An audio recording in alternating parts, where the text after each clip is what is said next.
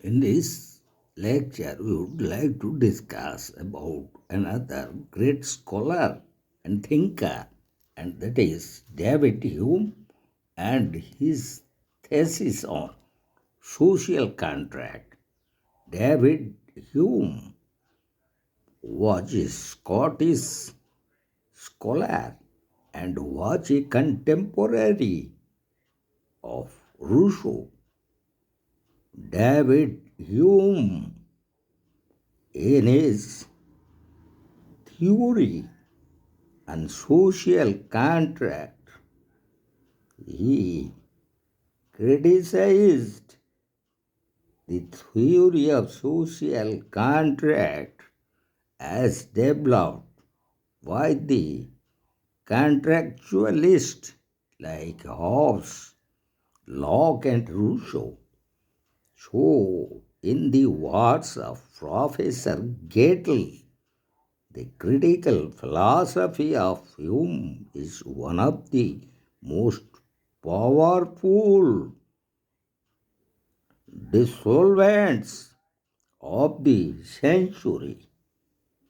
Hume rejects the theological conception of the state as well as the theory of social contract. In his philosophy, he owes much to John Locke. He discards the use of history to bolster of divine right and social contract and holds that morality is based on general opinion as to what is expedient and that it cannot be separated from positive law.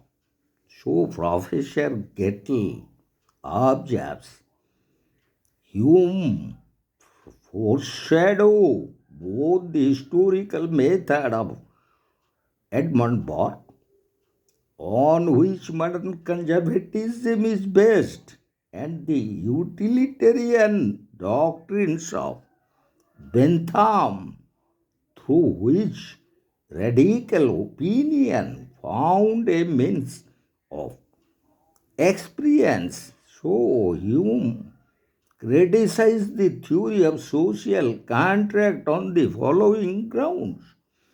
According to David Hume, the primitive man was not so intelligent enough as to conceive the idea of voluntary contract.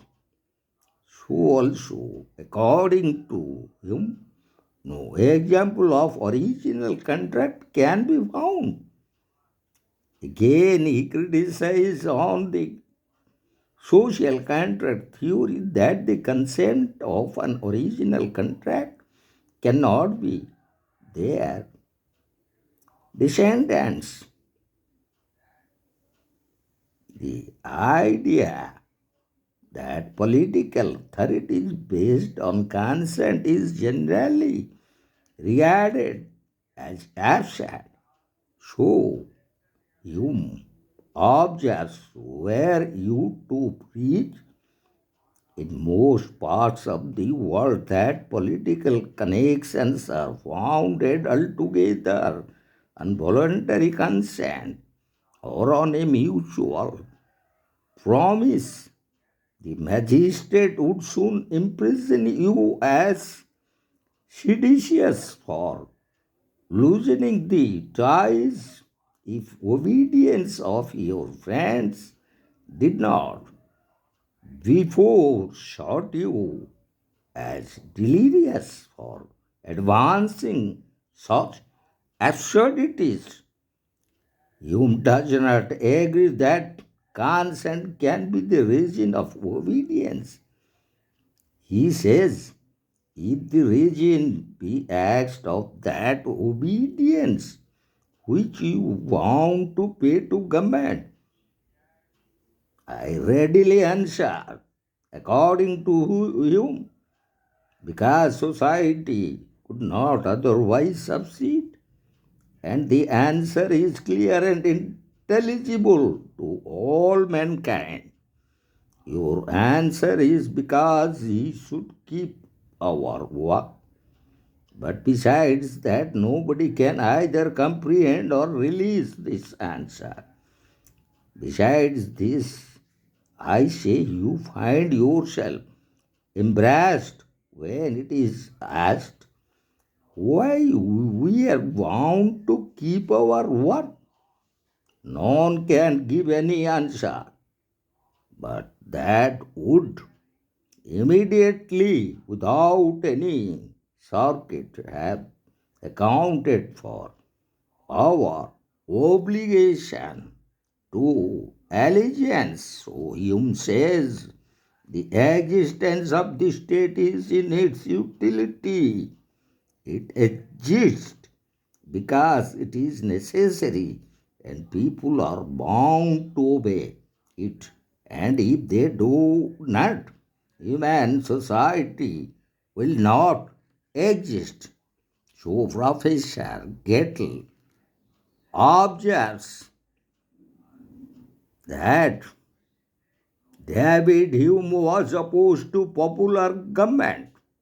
His writings contained many acute observations of the political issues of his days.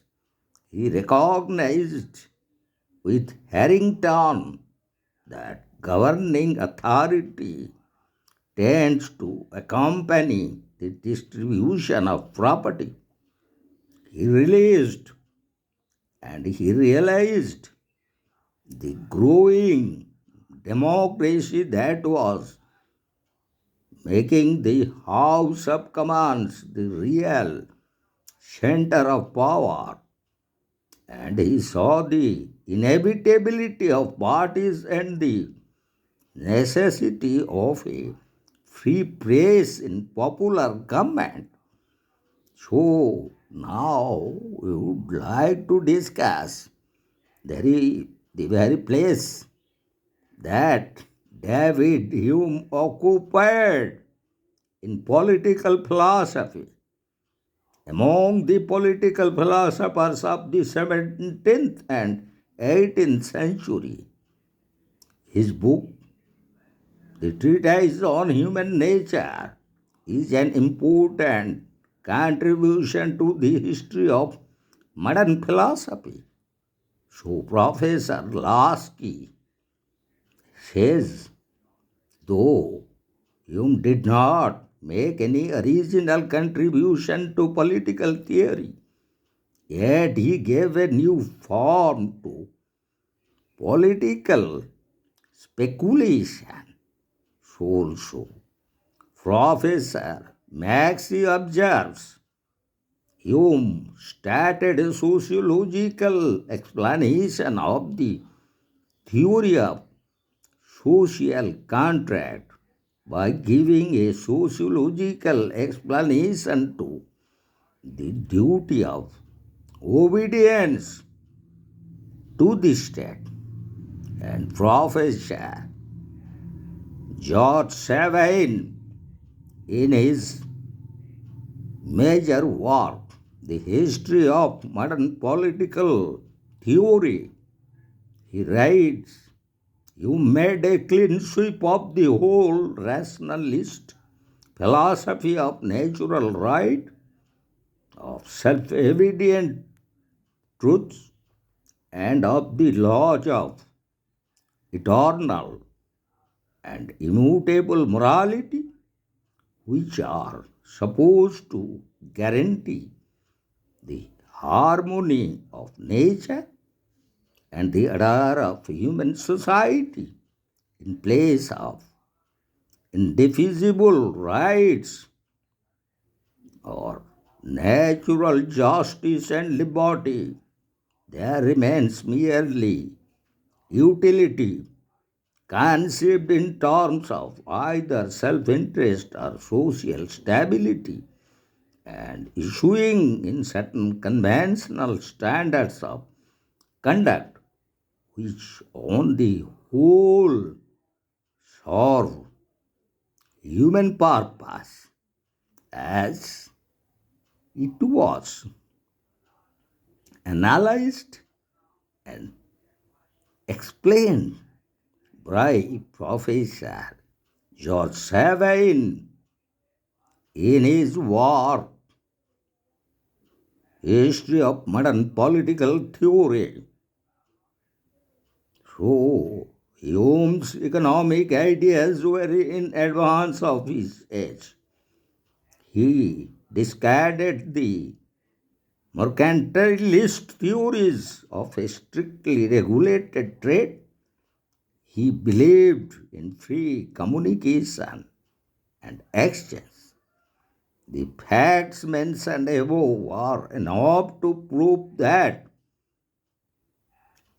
David Hume occupies an important place in the history of political philosophy, as because once we go through his important work, he contributed to political philosophy in 17th and 18th century. The book, The Treatise on Human Nature, and it is an important contribution to modern political philosophy.